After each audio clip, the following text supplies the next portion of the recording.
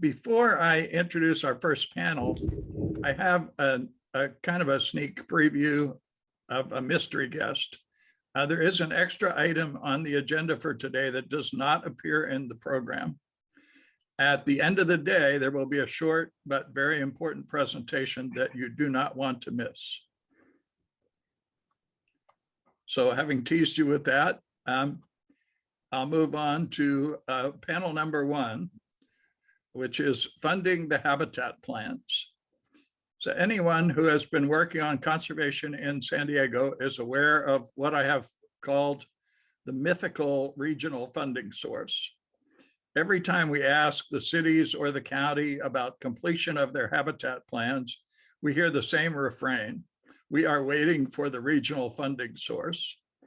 When we started planning this year's summit, we settled on the theme of funding a sustainable San Diego because we see funding of a variety of things as the big issue in 2022. And when we think about funding, we always think about the mythical regional funding source. So that will be the topic for our first panel to consider. The panel will be moderated by Bill Tippett. Bill worked for over 30 years in Southern California as an ecologist and conservation biologist, and helped develop the habitat conservation programs for the California Department of Fish and Wildlife, including the San Diego MSCP and MHCP. He is on the board of the Southwest Wetlands Interpretive Association and works along with many other volunteers on environmental issues in our region. So take it away, Bill. Great. Thanks, Dave. And thanks to the conveners of the summit. I think you're going to really enjoy this panel. We've got some long-term, brilliant people who've been working on habitat conservation issues for decades. Notwithstanding Keith's contributions, there's some others that you really need to hear to understand the why, the who, the what, and how about regional habitat conservation. Just let's step back and talk about habitat preservation is something that's gone on for a long time, but it started out with, say, the forest decrees in Britain, where the royalty would section off certain lands for their hunting privileges. And with the demise of royalty, of course, the entrepreneurs and the rich started buying up pieces of property for their own hunting and fishing needs. But it wasn't until the late 19th century, at least in America, when sort of a non-consumptive aspect of conservation and habitat preservation started to occur. Some of you may have read about or know of George Perkins Marsh, who wrote Man and Nature, a really good introduction in the late 1800s about what humans had done to nature and the implications of that. Of course, John Muir, Teddy Roosevelt, and others pushed the idea of national parks and state parks, which still just secured pieces of land and habitat. Not a truly systematic overall approach to conservation. That started to really change in with the Land Ethic by Aldo Leopold, who said if the most important part of intelligent tinkering is to save all the pieces. Then you get the criticism of what we had been doing in the 60s and all that from Edward Abbey with the Monkey Wrench Gang and Desert Solitaire. The movement of Earth Day in 1970 really got a lot of people more aware of what we'd been doing. Then with the Federal Endangered Species Act, State Endangered Species Acts started to focus more attention on habitat species. But it really wasn't until the 1990s when the state and federal government, California state government and the federal government initiated these large geographic multi-species conservation programs for at-risk biogeographic areas. It was truly a quantum leap from what we had been doing. San Diego was one of the first areas to develop a series of these habitat conservation plans, which we are still implementing and doing a great job with, but as the panel will be talking about, more needs to be done. And it essentially sets the green print for the blueprint of the hardscape that Hassan and his staff have been talking about. So what we're going to do now is we're going to go through a series of why we have the habitat conservation plans, what's involved, how it's been implemented so far, and what are the needs for future funding. So our first presenters will be Susan Nguyen, who is the supervising biologist for the San Diego County Division of the Fish and Wildlife Service. Susan has been working on habitat conservation plans probably longer than she cares to admit. And then David Mayer, who is the environmental program manager for the South Coast District of the Department of Fish and Wildlife. Dave also has been working on these plans for decades. They've both been involved in the development of them and overseeing the implementation. So with this, I'll turn it over to Susan and Dave. Thank you. So yeah, so I'm Susan Nguyen, and as Bill said, I work for the Fish and Wildlife Service and have worked for the Fish and Wildlife Service for a long time. Partners in crime, all on this panel. You know, so I met Bill and Keith back in the day when we started working on the MSCP in the 90s, and you know, we've been working on them ever since. And so Dave and I are just going to give a quick overview of just sort of, you know, like Bill said, the mythical regional funding source, the holy grail of our implementation. You know, kind of the background of where it came from, where the requirement is first referenced. These slides aren't super exciting, but it is the root of the development of the regional funding. So, you know, MSCP, the Multiple Species Conservation Program, is a joint effort with the state, the feds, and the local groups, both, you know, in the government, but also, you know, the people on the ground building houses, managing preserves, very much a joint partnership.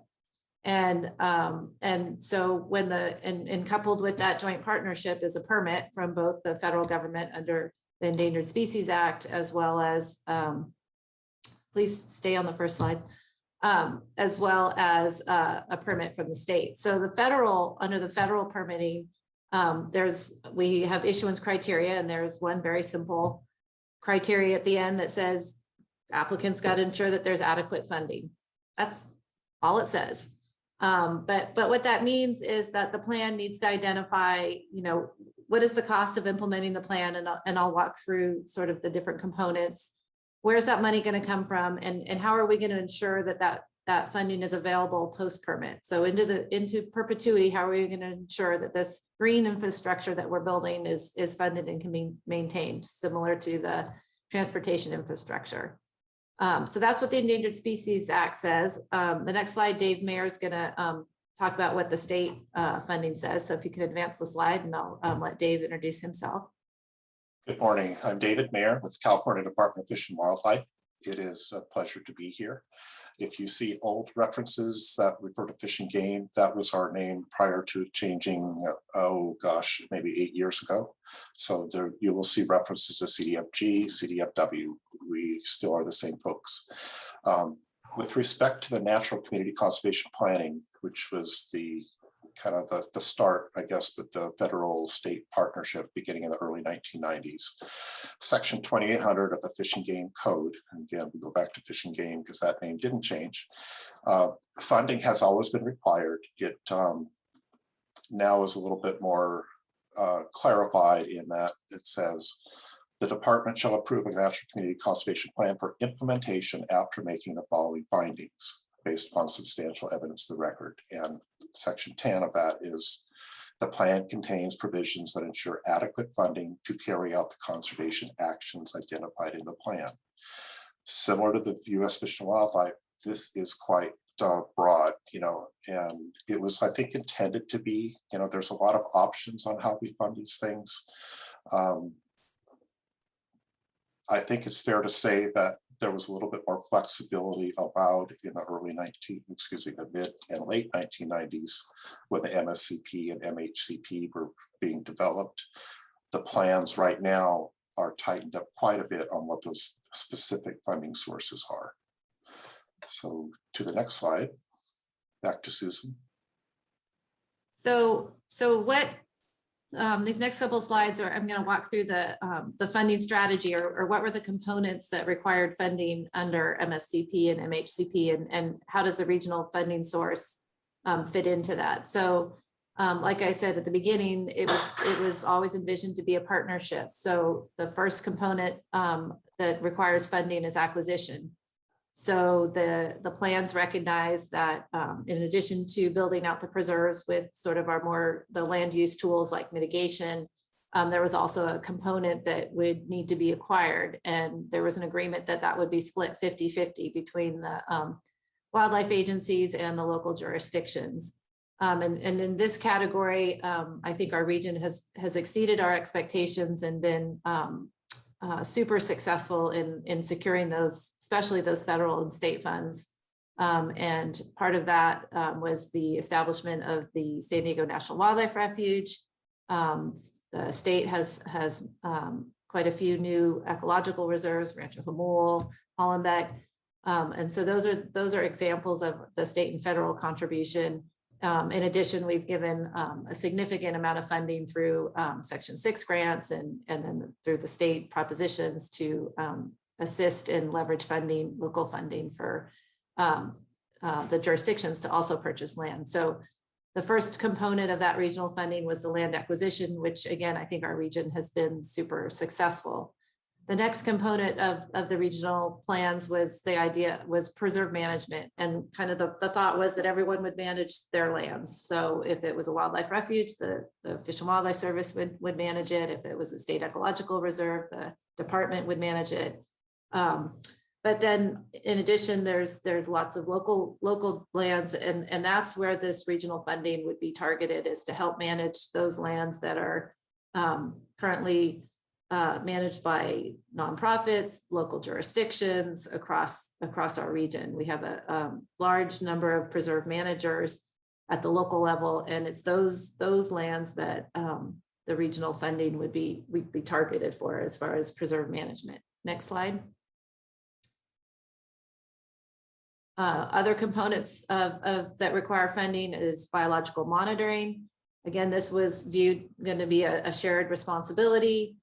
There's sort of multiple layers of preserve monitoring. There's monitoring at the preserve level, so needing to know, what's on my preserve.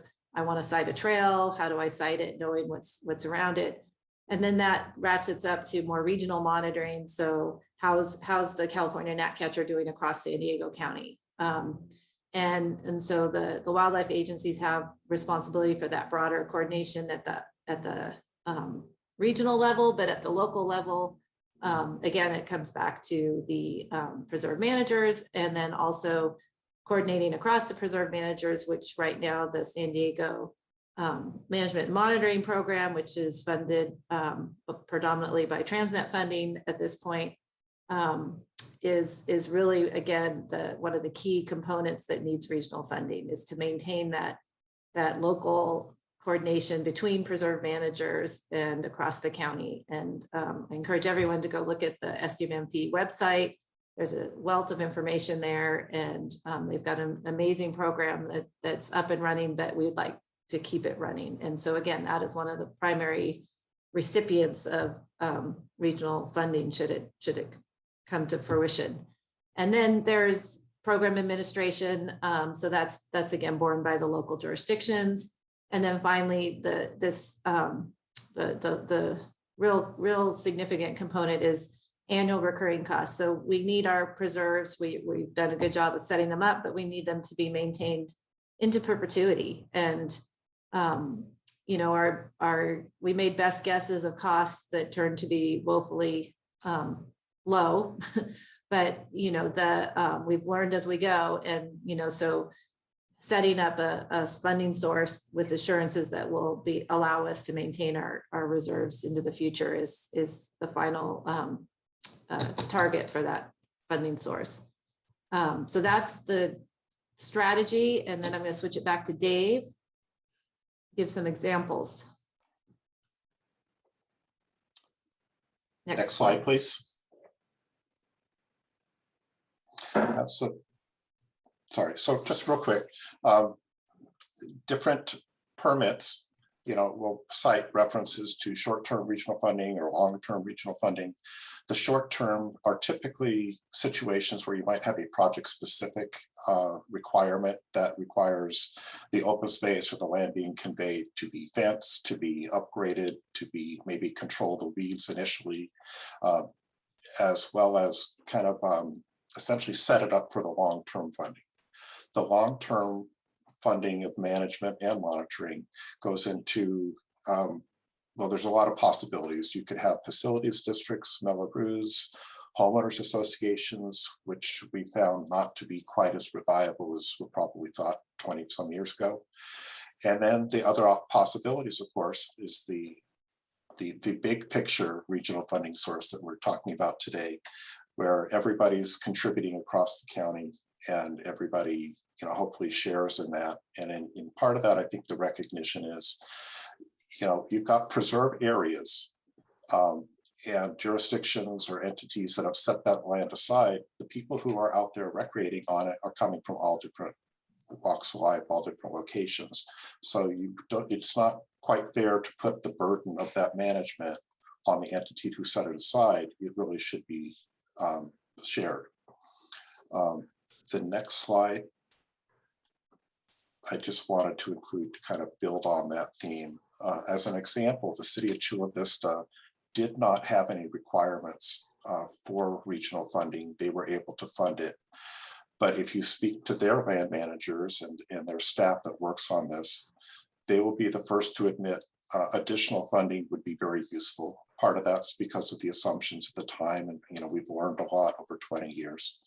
And that last piece there about that, even though they did not require a regional funding source, Chula Vista was committed to support the effort to try and get it in place.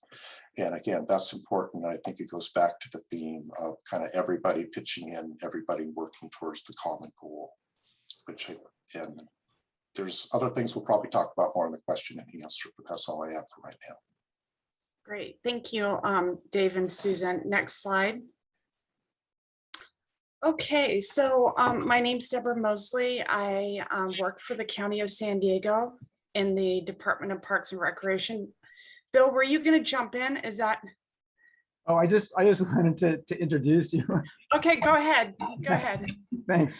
So I think a key point that's already been made is sort of a seamless approach to this management and monitoring. And there are certain terms being used, MMP, which is the Management and Monitoring Program that's been established via some money from the Transnet Ordinance, which Keith will describe more. So bear with us with some of these acronyms and terms.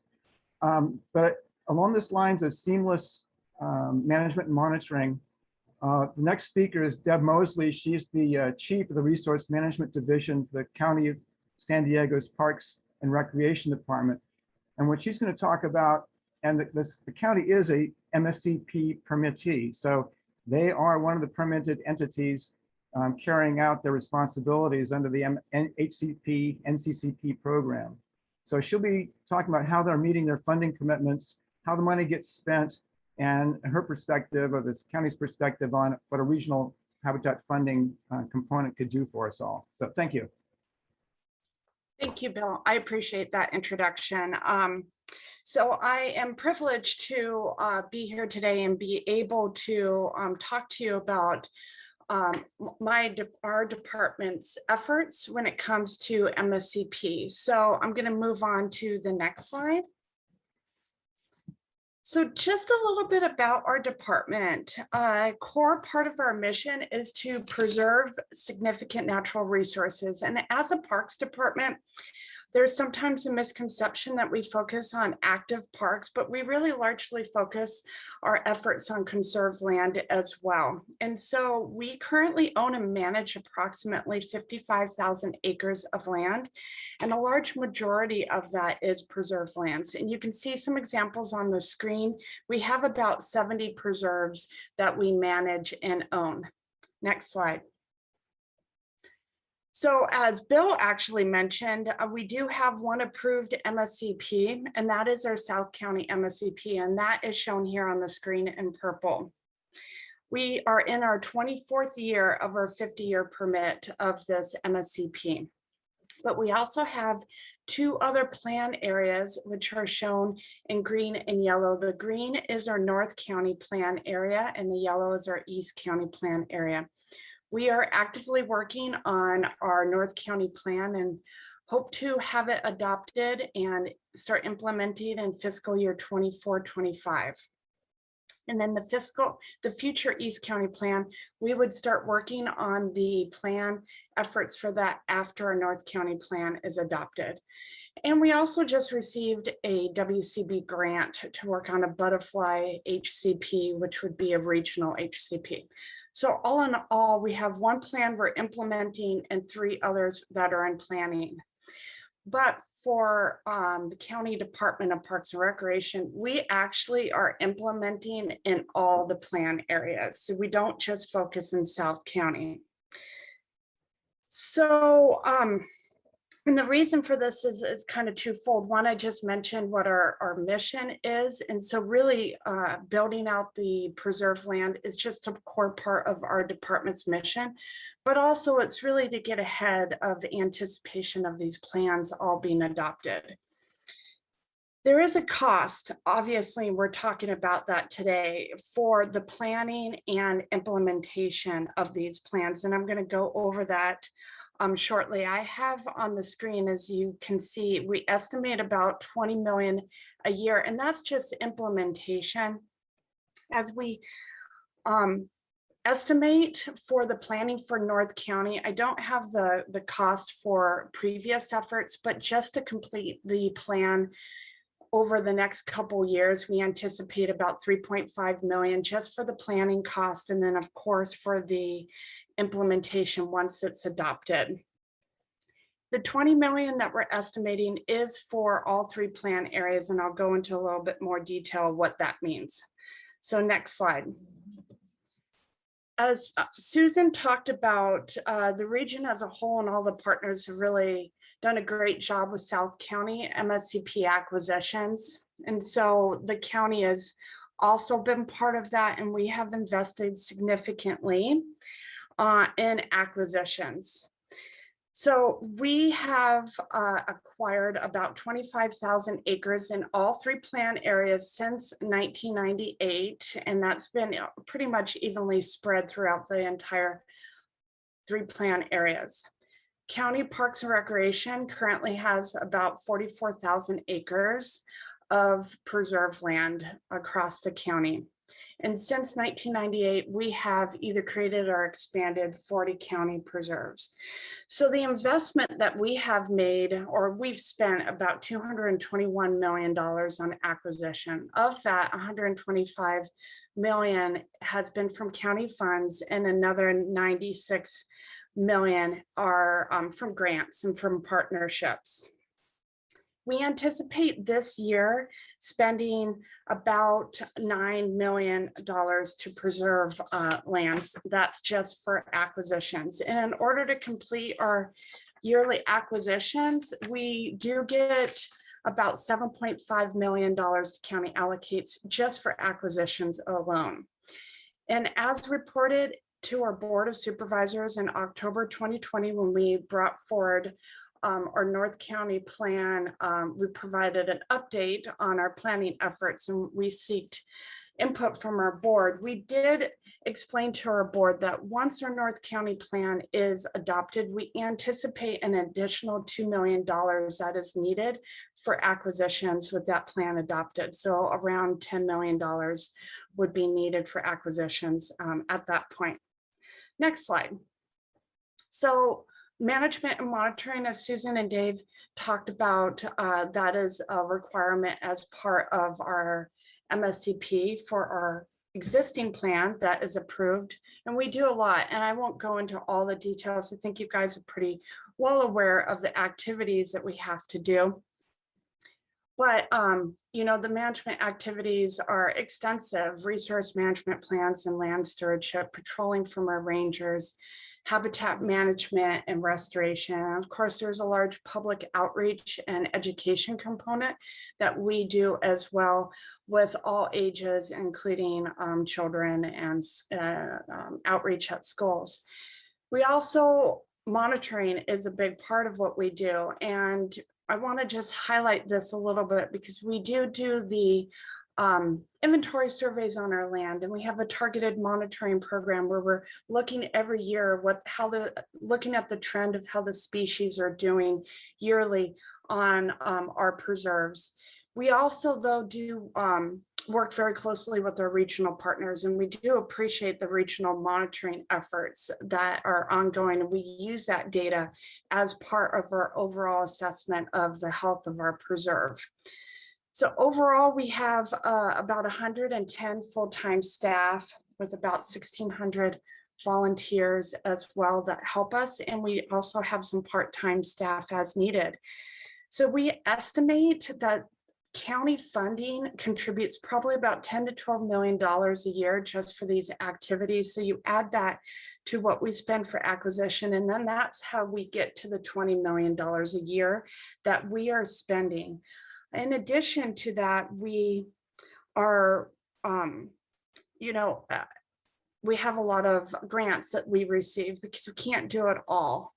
And so with the regional monitoring restoration grants that we've received, so over the past 5 years, we've received about $6 million in habitat management and restoration and monitoring grants. And that is really key for us to continue to do the great work that we're doing. Also, as I mentioned about the acquisitions, when we did go forward to our board in October of last year, we also anticipated how much we believe the management and monitoring costs would be for North County when that plan is adopted. And so we estimate, and of course the plan is still being finalized, so there's details to be worked out, but we did state to our board that we anticipate an additional $4 million on management and monitoring to meet our MSCP goals for North County.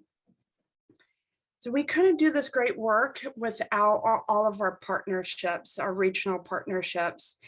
We seek every grant that we can and work with all of our regional partners, including local nonprofits. I have to just throw out there that we do a MSCP workshop with all of our partners, including CDFW and U.S. Fish and Wildlife Service and other local jurisdictions every year. We're looking to schedule that. I believe the date may be November 17th, but it's probably still being finalized. So if you are interested in that, the county is hosting this year, let me know and we'll make sure you get the invite. Next slide. So lastly, I want to mention partnerships and highlight some examples. I think we've all talked about this, and this is key for the funding, because as I did mention, the county is investing a significant amount every year. For MSCP, we can do more, and we rely heavily on these partnerships to do as much as we can. So 2 examples, Mountain Meadow Preserve. In 2018, we partnered with the Navy and the Escondido Creek Conservancy to acquire 670 acres in the Draft North County Plan area, which we call Mountain Meadow Preserve. All 3 partners contributed towards the price. The Navy provided an endowment, and we have partnered with the Escondido Creek Conservancy on their continued management of the preserve. And it's been a great example of not just an acquisition partnership, but then a long-term management partnership with the Conservancy. And it's been very successful. And the other example I wanted to provide is a very recent acquisition called Star Ranch. It's about 2,000 acres in future East County Plan area. And that's been a partnership with the county and Navy, and we both contributed money towards the acquisition, and the county will be managing the preserve.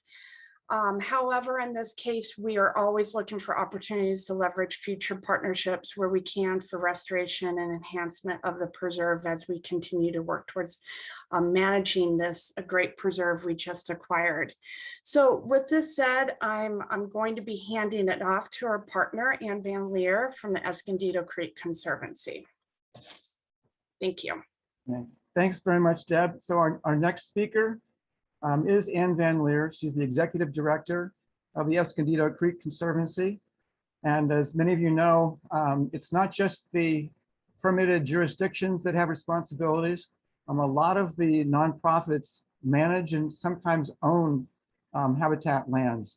Unlike the jurisdictions, they don't get tax money and revenues that help fund their activities. So Ann will describe from the non-governmental perspective how do conservation plans, how are they working? How do the nonprofits fund their activities, and what would the regional habitat funding help with their activities? So take it away, Anne. Thanks.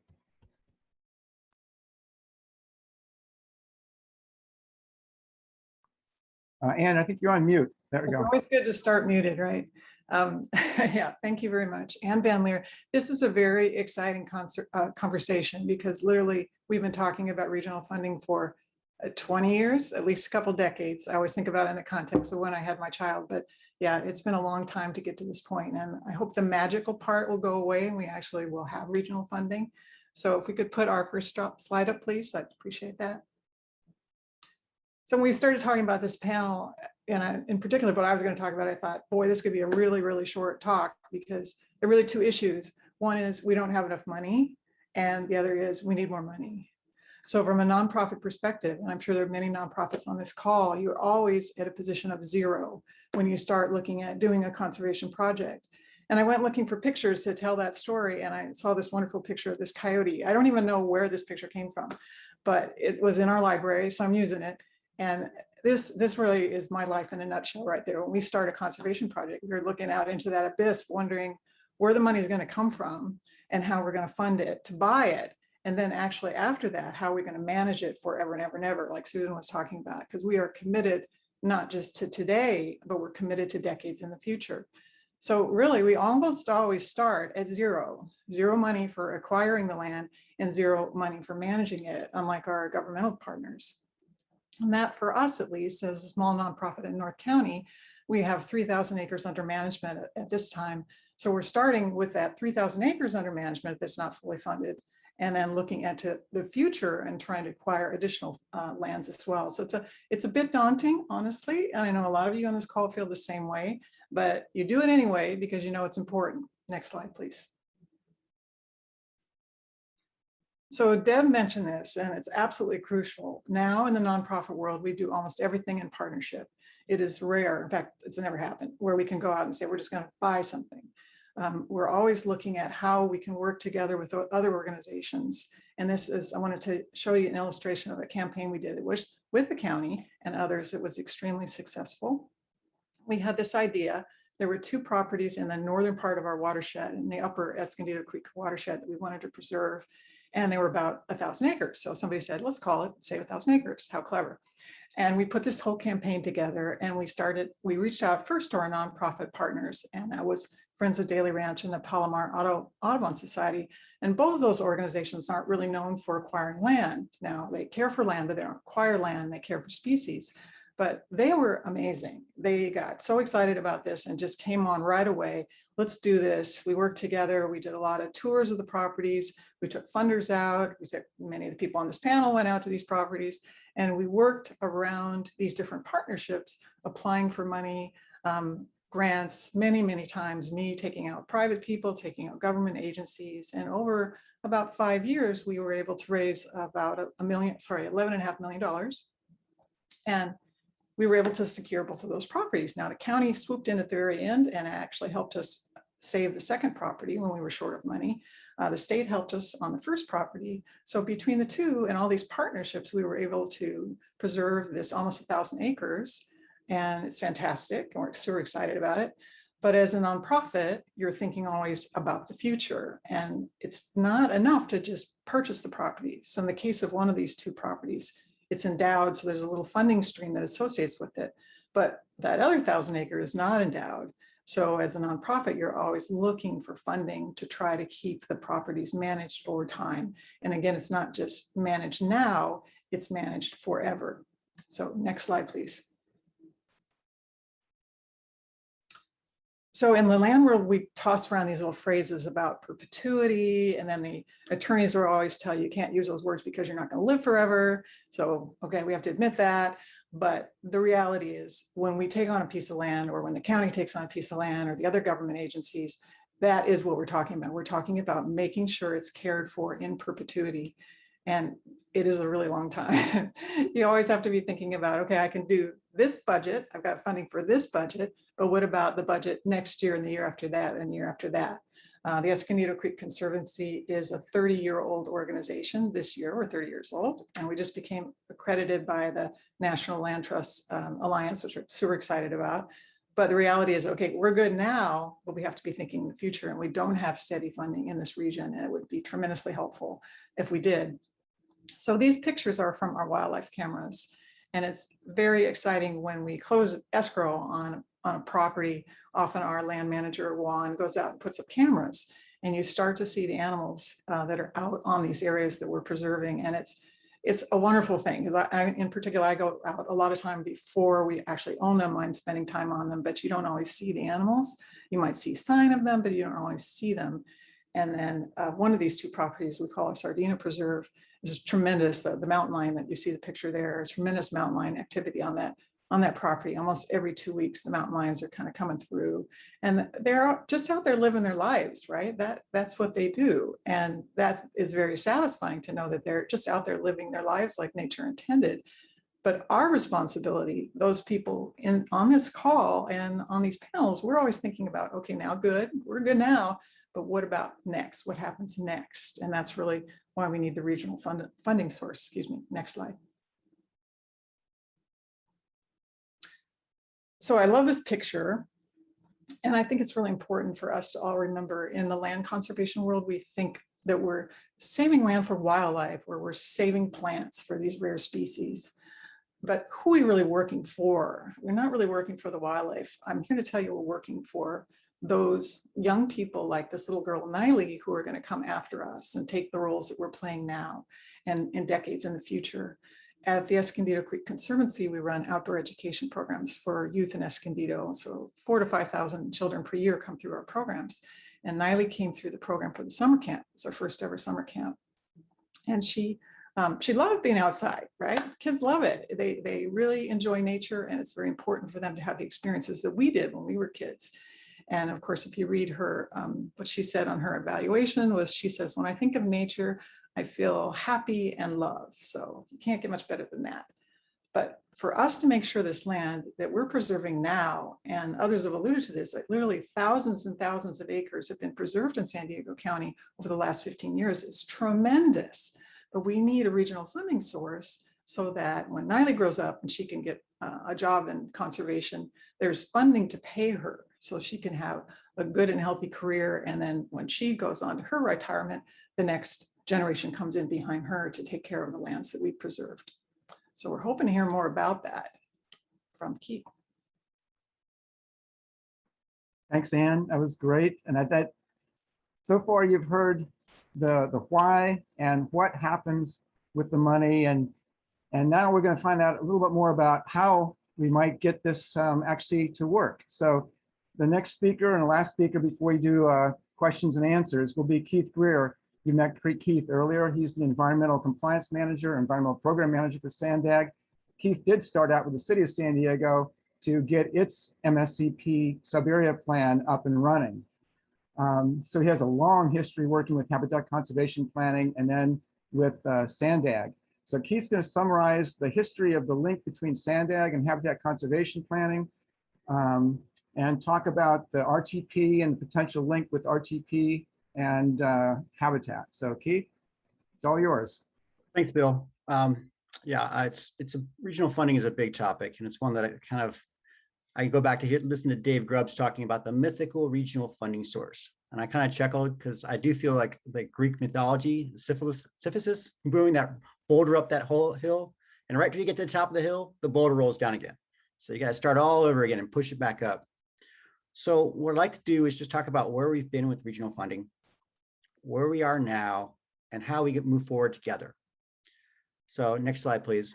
So I came over to Sandag with the express goal to actually work on this program called the Environmental Mitigation Program, but then also to figure out the regional funding. That's my intent to moving over to Sandag. So the Environmental Mitigation Program, or EMP, was a program set up with the voters when the voters adopted in 2004 an extension of a 0.5-cent sales tax, which allowed for transportation projects to move forward. So that was a transportation measure, but embedded into that was this really cool program called EMP. And EMP said, what if we took $850 million And instead of doing business as usual, case by case mitigation, what if we bought land early? What if we bought the right land early for cheaper land?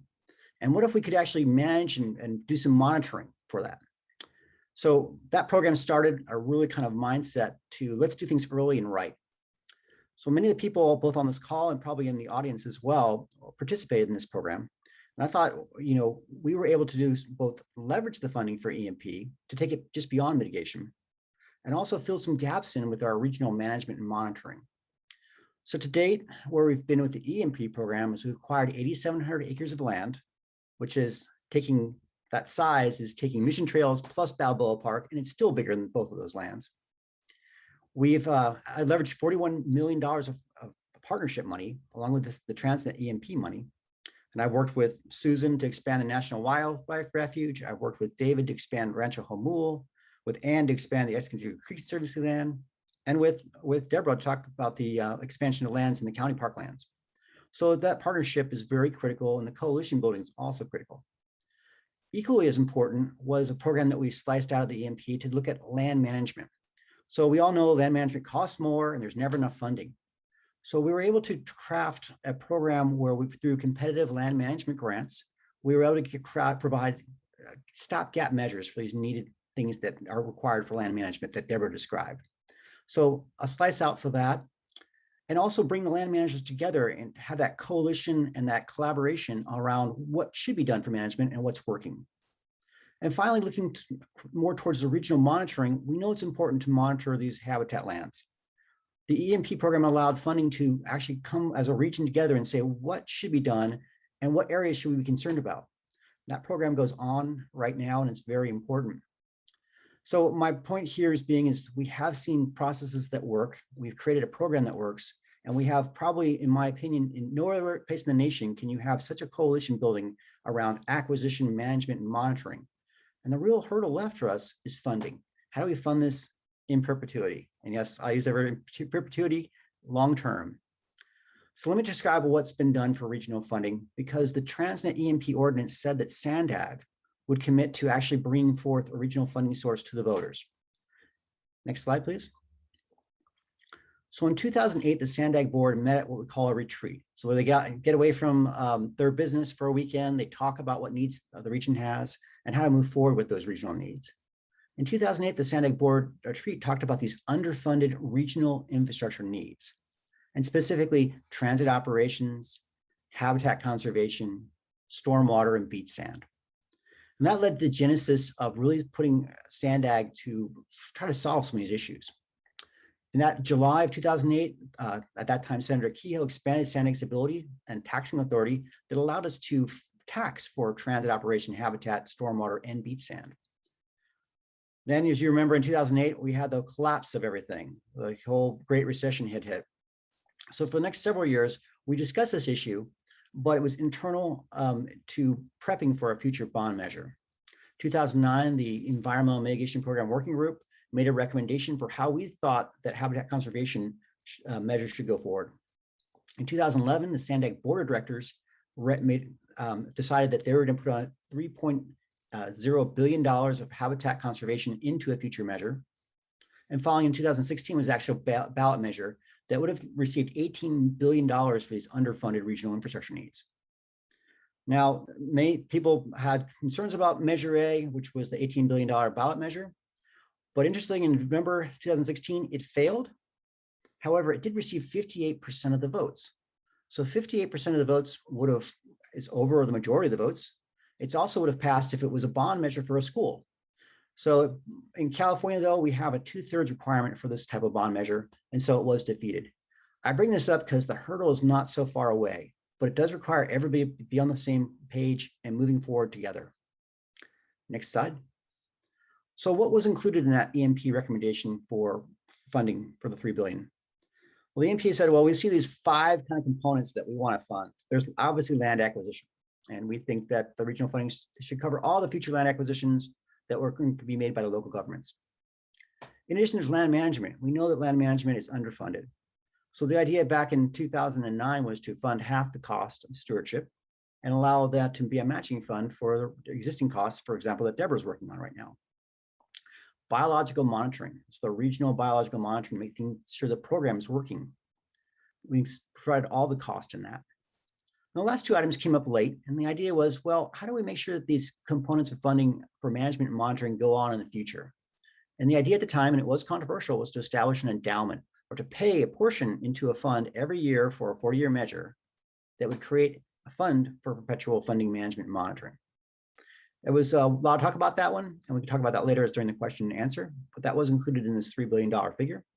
And finally, there was an idea that things happen. We have fires, we have floods, we have droughts. And so there should be some kind of contingency built into this regional bond measure. And so a 10% cap on management monitoring was, or contingency was placed into the bond measure for these programs. So what that resulted was, next slide, is a $3.0 billion program. You can see the numbers here for acquisition, management, monitoring. Interestingly enough, endowment was a very big cost in terms of trying to build up that endowment to perpetually fund future management monitoring. And then finally, contingency. These are all in 2010 dollars, and this is the place where we existed now. We have not updated this number for inflation. We know that lands have been acquired, as Deborah went over and Ann went over, but we don't know how many lands have been acquired and how much that has reduced the cost. We also know that we also have probably underestimated the amount of land cost for today's dollars as land prices have shot up. So the final thing I'll mention here is that you heard that SANDAG has agreed, or the executive director has agreed to put in a regional funding for habitat conservation into our regional plan. And we're working on that, how it should be shown in the regional plan itself.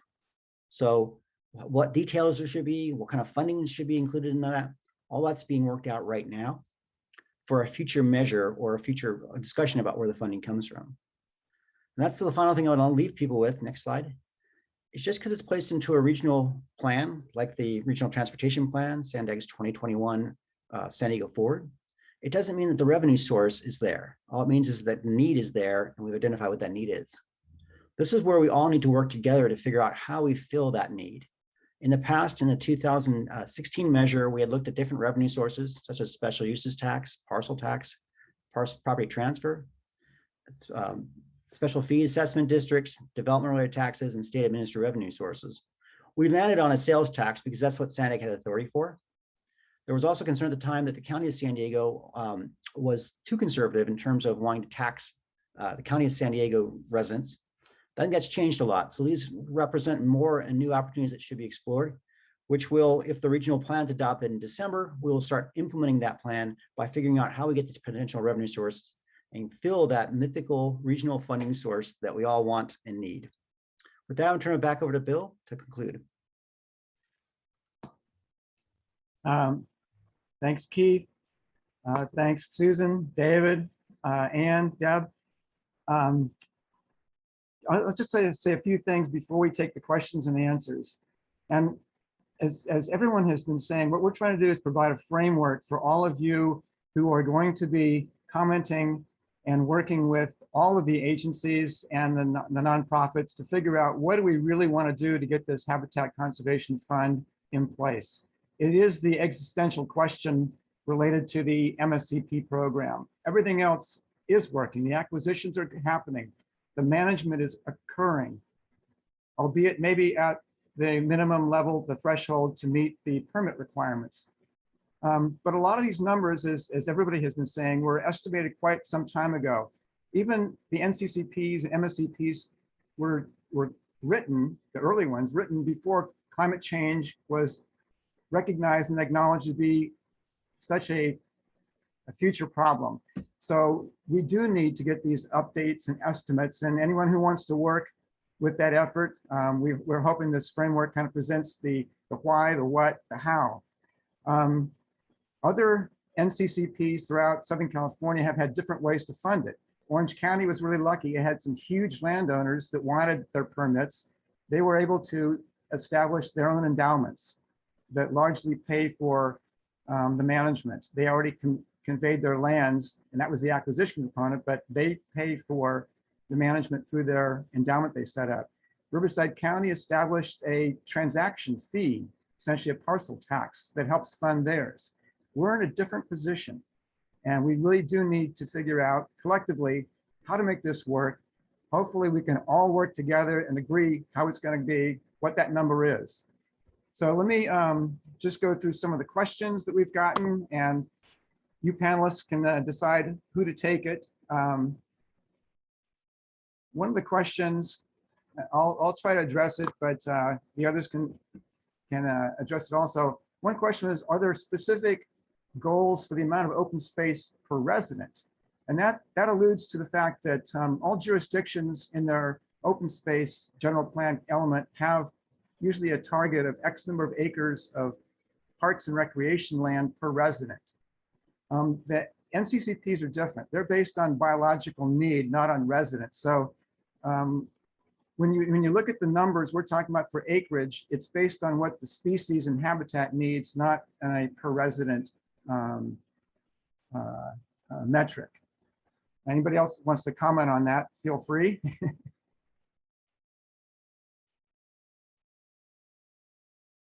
Dave, you're muted. Again, just to agree with you, Bill, the standard for the NCCPs, we're looking at the conservation. So the older standard was that the conservation for covered species needed to contribute to recovery. The current thinking is that we need enough habitat for a sustainable population, but neither of those are, pointing back to the population. Anne. The state uses this wonderful term, which we've adopted, which is we need enough to keep common species common. So many of the panelists here speak about the endangered and the threatened species. That's one aspect and obviously very important, but our goal should be collectively that we never have endangered and threatened species anymore. So we're keeping all the common species common and the endangered one become common. So we love that when we first heard it and we've stolen it. Thanks. Another question came up about how are land and water conservation funds utilized in San Diego County? Susan, I think that's one for you. Well, that is the source of the funding for the Section 6 program, which Section 6 of the Endangered Species Act says that the feds will give money to the states to conserve endangered and threatened wildlife. And so San Diego does receive a pretty large share of the funding through that program. And so it's called the non-traditional Section 6 grant program. And that there's a category for habitat conservation plans. And so our plans are have been very competitive due to the number of species, the number of partners, the fact that we have matching dollars. So that is definitely one of the primary sources of land and water funds that comes to our county. Great, thanks. Another question that's sort of vaguely out there is who's going to coordinate, and if someone wants to send comments about what they believe is necessary to fund habitat conservation, who's going to be the contact or the center point for this activity as it goes forward? And maybe Keith, you can help us with the SANDAG process at least. Yeah, I think for implementation as we hit into January, SANDAG would be a logical places to send that information to. What I envision, and it's still a little early, is that we already have the coordinating group set up. We have an environmental mitigation program working group. It's talked about regional funding in the past. It's capable of doing that in the future. And it seems like a logical connection to have that group take on this task of updating the numbers and updating things that should be included in that. So I would think that would be a logical next step coming in January. We've got time for one or two more questions. Another one that came up is, can someone speak to the process of getting the North County plan adopted? What's the biggest barrier to that? Deb? Yeah, I think that will be me. So I would say we are in a really great place working with all of our partners, including CDFW and U.S. Fish and Wildlife Service, to get our plan adopted. I mean, everyone knows we've been doing this for a long time, but we took this option to our board last year and got direction. And I think we have a very clear path. So I wouldn't say we have barriers, but more opportunities to ensure that we have the best plan possible. So we are meeting with CDFW and U.S. Fish and Wildlife Service. I don't know, Dave, Susan, what do you think? At least monthly, bi-monthly, we're talking on a very regular basis, very details about the plan. We're also having stakeholder outreach. We're gonna initiate our steering committee again. Outreach is going to be really important, making sure that we're talking to everybody in the plan area. So I don't know if I'm really answering the questions because I don't believe that we really have a barrier. I think we're just in this great path to get everything done.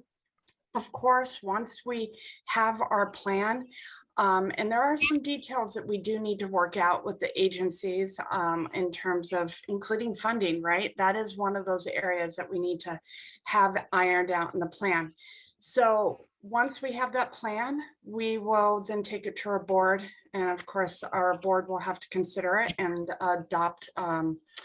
approve the plan, and then we'll have to have an implementing agreement signed with the agencies. I see Dave and Susan also jumping in, so maybe they have some additional feedback.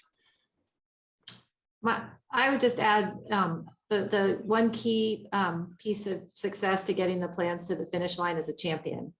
And if you read any reports on lessons learned, you need to have a champion. And so, MSCP had Mayor Golding and Bruce Babbitt and some folks at the resource agency. They had champions that wanted to push that plan through. And I think North County Plan hasn't had a champion per se. And so thinking about how to encourage someone to step up and be that champion to help push all of us to get it to the finish line is a key component. Susan nailed it for me. We've got different stakeholders, or at least a little bit different landscape for North County than we did in the South County. There's a lot more agriculture.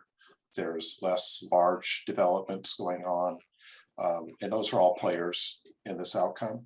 And I just also want to say, yes, we've had a lot of fits and starts, and starting over again is not really the right term for it, because I think a lot of information on how to solve problems has been gathered along the way. So I think as we go into it this time, we're not starting fresh. We have a pretty good idea of what we need to achieve. And I think the county and the other stakeholders realize that as well. Great. We're out of time, but there's one question that came up. I just want to quickly raise it. And I think it can be answered if you read the RTP. One question came up about, how about government agencies leasing public marginal land to things like microalgae and other bioreactors and things like that for GHG reduction. If you read the RTP, there is a section, and maybe Keith quickly wants to address this, where Sandag is looking at using lands for natural processes to reduce GHG. So maybe Keith, you want to quickly do that, and then we're going to stop, and there'll be a 5-minute break before the next session. I really want to thank the panelists. You guys did a fantastic job, and I'm hoping this motivates everybody who's listening to get involved with Sandag around January, when this really starts ramping up. Yeah, just really quickly, Bill, on the nature-based land solution, it still has to be defined what that is. So once that program goes forward, what can we do with lands to actually both help carbon sequestration and make sense from an environmental standpoint? So a lot of that's going to be worked out after the plan's adopted. And I would mention that the next steps for folks is, we want this future to go forward. We want regional funding to go forward. The adoption of the plan in December is critical. So come and join support of Sandag to adopt the plan, voice it to your elected officials. They're all the mayors sit on the Sandag board, and that plan needs to go forward in order to create this kind of future that we've talked about. Great. Well, thanks again. And I will turn it back over to the organizers, but I appreciate all the work and effort you guys did. So thanks very much.